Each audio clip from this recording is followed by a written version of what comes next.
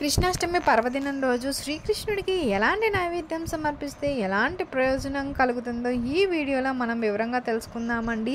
శ్రీకృష్ణ పరమాత్మ జన్మదినం కృష్ణాష్టమి రోజు శ్రీకృష్ణుడికి ఒక్కొక్క రకం నైవేద్యం సమర్పిస్తే ఒక్కొక్క రకం ప్రయోజనం కనబడుతుంది.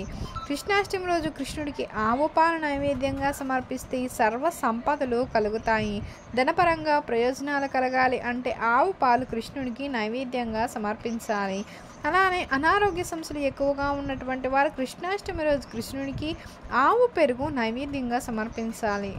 ఆ నైవేద్యం ప్రసాదంగా స్వీకరిస్తే అనారోగ్య సమస్యలు క్రమక్రమంగా తగ్గుముఖం పడతాయి.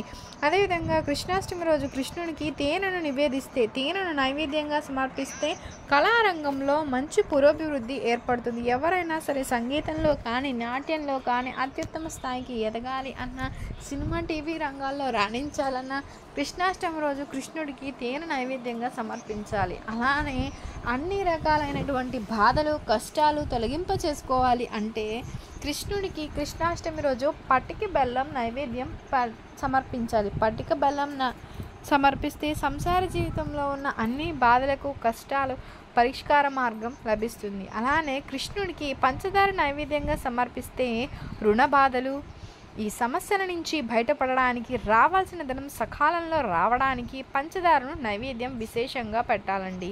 అలానే కృష్ణాష్టమి రోజు పూజ చేసేటువంటి సమయంలో అటుకులు కృష్ణుడికి నైవేద్యంగా సమర్పించి ఆ అటుకులు ప్రసాదంగా స్వీకరించి ఇతరులకు పంచినట్లయితే జన్మల దరిద్ర బాధలు అన్నీ తొలగిపోతాయి.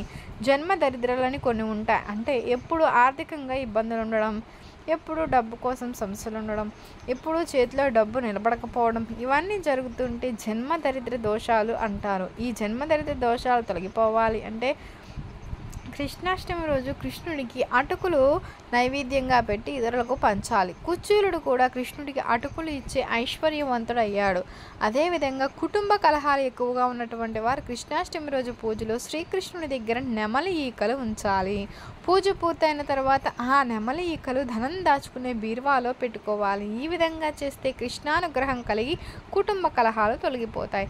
శత్రు బాధల నుంచి బయటపడవచ్చు. ఇలా ఒక్కొక్క నైవేద్యం కృష్ణునికి సమర్పించడం ద్వారా కృష్ణాష్టమి రోజు ఒక్కొక్క ప్రయోజనం సిద్ధింప చేసుకోవచ్చండి.